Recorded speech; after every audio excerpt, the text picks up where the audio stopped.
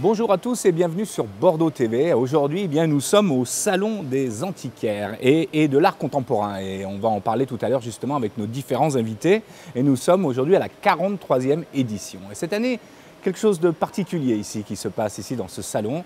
C'est le musée de la mer qui expose ici. Et on va savoir pourquoi, parce que nous avons son fondateur aujourd'hui sur notre plateau, Norbert Fradin. Bonjour. Bonjour. Pourquoi être venu ici au Salon des Antiquaires à Bordeaux? D'abord, pour répondre à l'invitation aimable du Salon des Antiquaires qui voulait créer, je dirais, une forme d'animation annexe du salon lui-même. Les objets qui sont sur le stand ne sont pas à vendre. Et puis par plaisir, puisque de fait, le patrimoine et les objets sont aussi le sujet d'un musée comme le nôtre, entre autres. Alors parlons-en de ce musée de la mer. Pourquoi l'avoir créé? Tout simplement parce que je pense qu'à Bordeaux, il y a une place évidente, manquante actuellement, pour tout ce qui touche à la mer et à la marine. Bordeaux a été un grand port, l'est toujours d'ailleurs un peu, mais il y a une véritable histoire maritime. Bordeaux, ville d'eau, ville de bord de l'eau. Et tout ça est passé un petit peu en retrait ces dernières décennies. Pourquoi être passionné justement de la mer et de la marine? Il y a des raisons à cela et des raisons qui viennent de l'enfance aussi, je crois. Oui.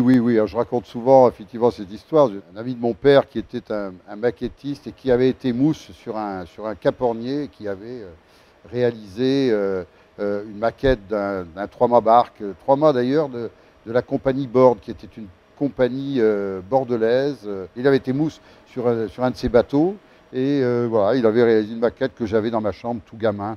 Donc je dis souvent qu'il y a cet effet d'exemplarité lié à l'enfance et que ça a dû jouer pour moi aussi. Ce musée de la mer et de la marine, on ne Oui, va pas oublier. Alors ça va s'ouvrir en 2018. Juin 2018. Et là, on a une exposition avec plein de surprises. Alors notamment un bateau en ce moment qui est en train d'être rénové sur le quai, ce fameux Vendredi 13. Vendredi 13, qui est un bateau que nous venons de faire classer d'ailleurs, bateau d'intérêt patrimonial. C'est un bateau emblématique de la course transatlantique en solitaire, puisque c'est le bateau construit pour Jean-Yves Terlin en 72, ensuite avec Yvan Fauconnier. À l'époque, les grands monocoques vont plus vite quand ils sont plus longs. Et donc Terlin décide de faire construire un bateau de 40 mètres de long, ce qui est énorme pour l'époque parce qu'il n'y a aucune assistance électronique, informatique, etc.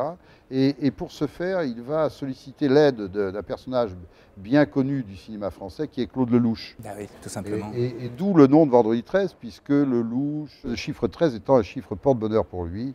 Après, bien sûr, il va avoir une deuxième vie, il va servir de charter, de luxe, entre guillemets, parce qu'il va quand même accueillir beaucoup de personnages célèbres de la jet-set internationale. Il servira aussi de bateau pour Pharmaciens du Monde, et puis il va finir sa vie, échouer, si j'ose dire, devant la base sous-marine de Bordeaux, où il était en état un petit peu de décrépitude avancée, et où effectivement je décidais de le réhabiliter. Logiquement, nous allons le mettre à l'eau pour la fête du fleuve 2017. Si tout va bien, il faut toujours mettre des si aux choses, mais c'est bien parti. Voilà. Ces bâtiments qui sont emblématiques, qui sont vraiment de l'ordre presque de l'action publique, de la propriété publique, nous n'en sommes que les porteurs très provisoires, doivent aussi servir à être exemplaires et à inciter les jeunes, les moins jeunes, etc., à s'intéresser aux choses. Au sein justement de ce musée, il va y avoir aussi une école, si j'ai bien compris. Bien sûr, oui. Nous sommes déjà en train de travailler sur la scénographie et sur les sujets, sur les scénarios, avec des scientifiques, avec des universitaires. Donc c'est une véritable action sociétale, et, si j'ose dire, et sociale qui se met en branle. Ce bâtiment va servir à accueillir du monde. Voilà. Et puis, bien sûr, ça va être un musée aussi. Il va y avoir des objets. C'est pour ça que là aussi sont exposés des objets de collection. Juste à côté, un modèle d'arsenal qui était une maquette construite en même temps que le bateau lui-même, au XVIIIe siècle, au XIXe, qui servait un peu de validation des plans des bateaux. C'est un lieu où les gens vont pouvoir aller sur des terrasses, contempler, regarder. C'est ça aussi, c'est flâner aussi. Oui. C'est la possibilité pour le visiteur de se sentir pratiquement comme chez lui. On sait bien qu'au bout de quelques dizaines de minutes de la vision d'une exposition, l'attention se délite un peu, donc il faut pouvoir s'asseoir, prendre un verre tranquillement et puis repartir à l'attaque, si j'ose dire, pour la visite du lieu. Et c'est ce que j'ai demandé à l'architecte Olivier Brochet. La solution qui a été employée, c'est de faire ce lieu ouvert avec ces jardins suspendus qui vont permettre aux visiteurs d'aller dedans, dehors, bien, de vaquer. Comment vous voyez Bordeaux dans ces prochaines années là?